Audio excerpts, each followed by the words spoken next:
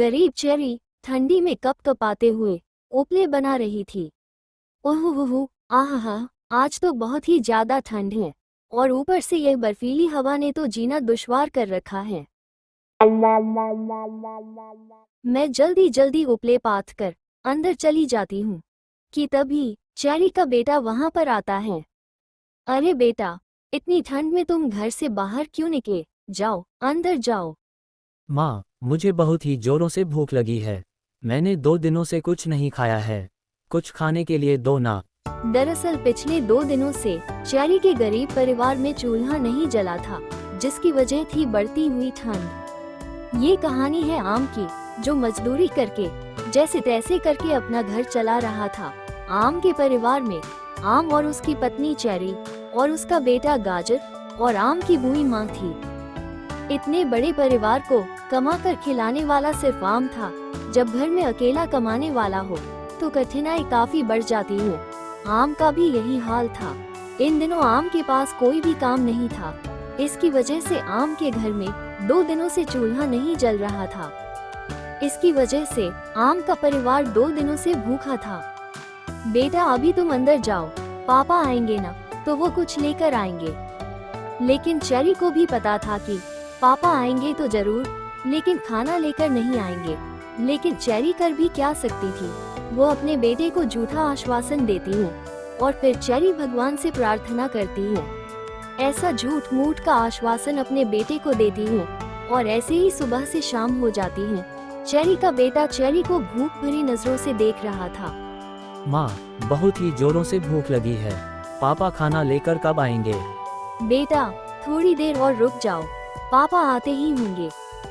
हे ईश्वर, दया करना, आज इन्हें काम मिल जाए ऐसा करना कुछ।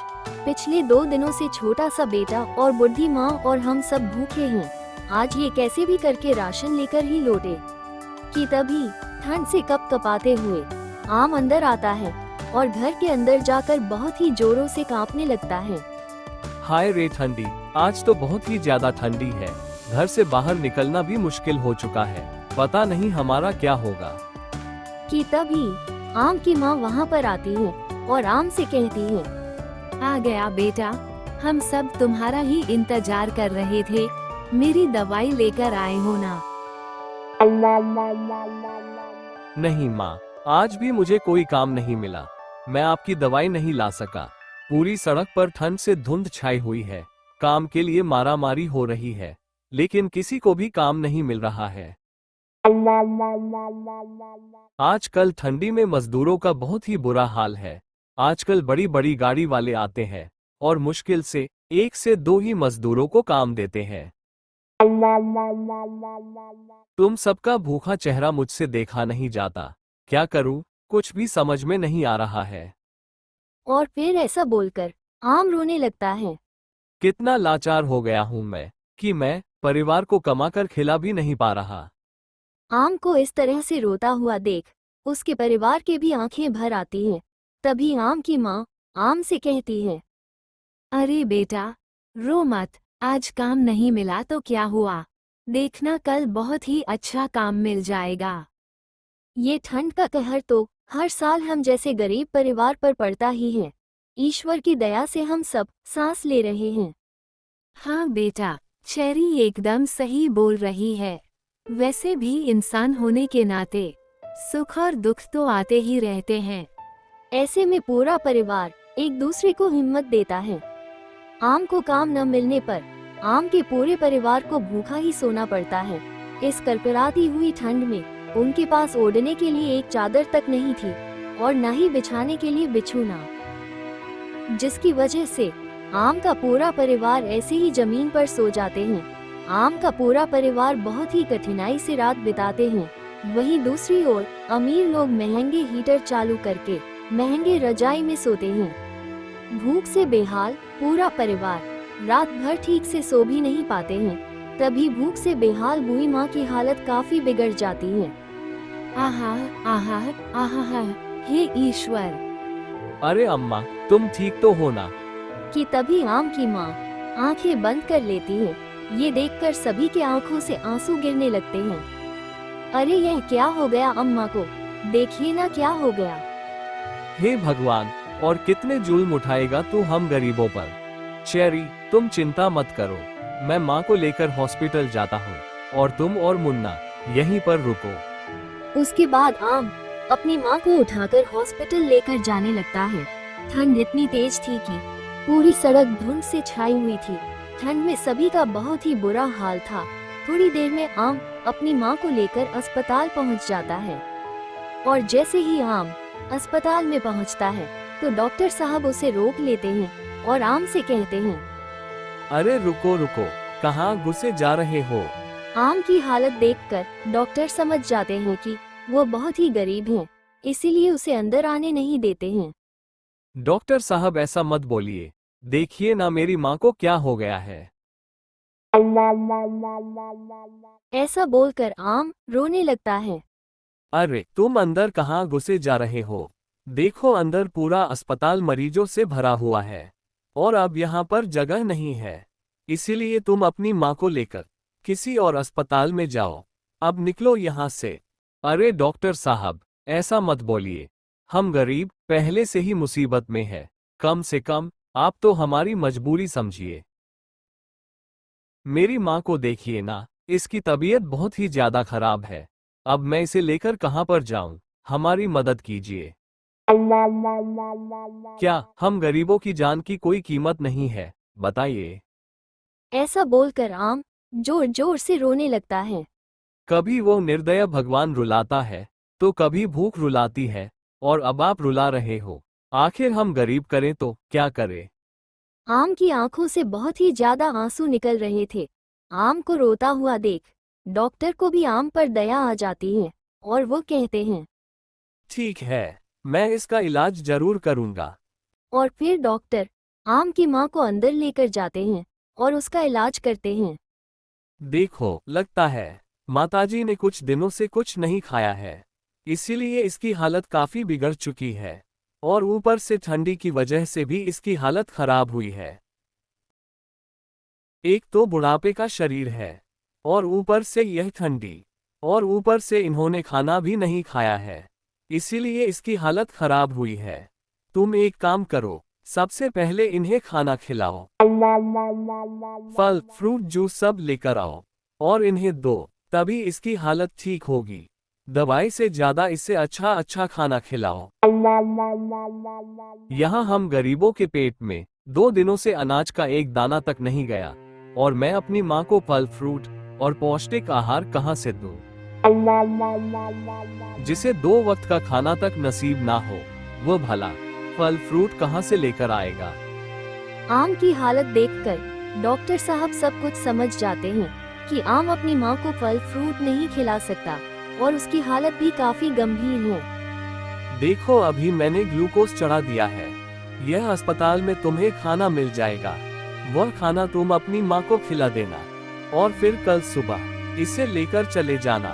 आम और उसकी माँ घर पर न लौटने की वजह से शेरी अपने बेटे के साथ अस्पताल पहुँच जाती है कि तभी अस्पताल में सभी को खाना देने के लिए आ जाते हैं। दादी को खाना खाते हुए देख पोता दादी को देख रहा था।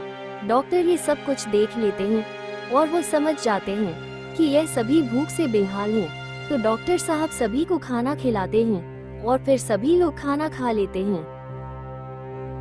माँ पापा, इस अस्पताल में तो खाना भी मिलता है। जब तक ठंड खत्म नहीं होती तब तक हम यहीं पर रहे तो कम से कम हमें यहाँ पर खाना तो मिलेगा। बेटे की बात सुनकर आम की आंखों में आंसू आ जाते हैं। आम को पता था कि डॉक्टर ने दया करके हम सबको खाना दिया है और आज ही अपनी माँ को लेकर वहाँ से जाना भी पड़ेगा। कि तभी डॉक्टर साहब वहाँ पर आ जाते हैं और आम से कहते हैं, आम, तुम अपनी माँ को लेकर यहाँ से जा सकते हो। अब मैं तुम्हें यहाँ पर ज्यादा देर नहीं रख सकता। मेरे से जितनी हुई मैंने उतनी मदद कर दी, अब और नहीं कर सकता। आपका बहुत बहुत धन्यवाद डॉक्टर साहब, आपने मेरी माँ का इलाज किया और हम सबको खाना भी खिलाया। हम आपका यह एहसान कभी नहीं भूल सकते हैं। और फिर आम अपने परिवार के साथ वापस अपने घर आ जाता है और फिर से वही हाल, उन सबको खाना भी नसीब नहीं हो रहा था। अपने पूरे परिवार को भूख से तड़पता हुआ देख आम की आंखें भर जाती हैं चेरी राशन के डिब्बे देखती है। घर में एक अन्न का दाना तक नहीं है। पता नहीं हम सबका क्या होगा। क्या बनाकर खिलाओ बच्चों को और बुरी माँ को। ये बोलकर चेरी अपने आंसू पोंछती है। मुझे बहुत ही जल्दी कुछ करना होगा। मैं अपने परिवार को भूख से बेहाल तड़पते हुए नहीं देख सकता। और फिर अगले दिन सुबह होते ही आम एक नई आस के साथ काम ढूंढने के लिए निकल पड़ता है। उस दिन भी बहुत ही ज्यादा ठंड थी। आम ठंड में बुरी तरह से कांप रहा था और काम ढूंढ रहा था। आहा, ओहो, हाय रे ये ठंडी। आज मैं खाली हाथ घर नहीं लौट सकता। आज तो ऐसा लग रहा है कि आसमान से बर्फ गिर रहा है। ये दर्दनाक ठंडी अब और सहा नहीं जाता। पता नहीं ये ठंडी का मौसम कब खत्म होगा। वहीं पर दूसरी तरफ दूसरे अमीर लोग ठंडी में घर में बैठे बैठे आराम से गर्मा गर्म पकोड़ा खा रहे थे। ये ठंडी का मौसम तो इन अमीर लोगों के लिए ही सुहाना है और हम गरीबों पर कहर है। हम जैसे गरीबों के लिए तो ठंड में 2 वक्त की रोटी कमाना भी मुश्किल हो चुका है। कुछ दूर और आगे जाने पर एक बहुत ही अमीर आदमी फोन पर बात कर रहा था। क्या उस मजदूर ने कहीं और काम पकड़ लिया? तो अब ये काम कौन करेगा? तभी आम आगे आकर कहता है, सेठ जी, आप चिंता मत कीजिए। आपका जो भी मजदूरी का काम है वो मैं करूंगा। कृपा करके आप मुझे काम दे दीजिए। क्या तुम मजदूरी करोगे? सोच लो, इतनी ठंडी में काम कर पाओगे ना? फिर मत बताना कि मेरे से नहीं होगा। तभी आम रोते हुए कहता है, जी सेठ जी, मैं कर दूंगा। आप चिंता मत कीजिए, मैं आपका मजदूरी का काम कर दूंगा। ये पापी पेट के लिए सब कुछ करना पड़ता है साहब। अपने गरीब परिवार को याद करके आम इतनी ठंड में भी मजदूरी करने लगता है, जिसके बदले उसे 500 रुपए मिलते हैं। उस पैसे को हाथ में लेकर आम बहुत ही खुश हो जाता है और उस पैसे से राशन पानी लेकर अपने घर जाता है। ये लो चेरी, मैं राशन पानी का सामान लेकर आ गया हूँ। जल्दी से तुम कुछ अच्छा सा खाना बना दो। जी ठीक है, मैं अभी बनाती हूँ। और फिर चेरी जल्दी जल्दी खाना बनाने लगती है और फिर सभी लोग खाने बैठते हैं और फिर सभी लोग खाना खाने लगते हैं। सभी को खाना खाते हुए देख आम बहुत ही खुश हो जाता है और फिर सभी लोग खाना खा लेते हैं। इस तरह कई दिनों से भूखा रहने के बाद आम का परिवार उस दिन भर पेट खाना खाता है। इसके बाद रोज आम सेठ तरबूज के यहाँ पर मजदूरी किया करता और उसके बदले में सेठ जी आम को 500 रुपए दिया करते, जिसके बदले में आम अपने परिवार का पेट भर पाता और धीरे धीरे करके उन सब के लिए कम्बल और चादर ले आता है। तो देखा आपने, अगर मुश्किल समय में परिवार का साथ हो तो बुरा समय भी आसानी से बीत जाता है। तो आपको ये कहानी कैसी लगी, हमें कमेंट में जरूर बताना।